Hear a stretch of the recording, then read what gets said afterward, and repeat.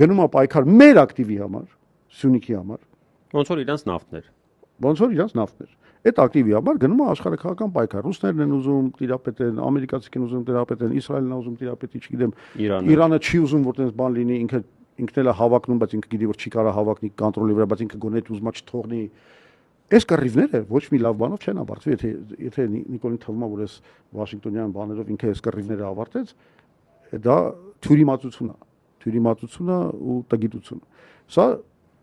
շարունակվելու է մինչև աշխարհակահաղական հավասարակշռությունը չհաստատվի։ Էկվիլիբրիումի ժամանակ։ Այո, ու այստեղ Հայաստանից է կախված։ Այն միակ բանը որ մենք կարանք ուզել Հայաստանից է կախված,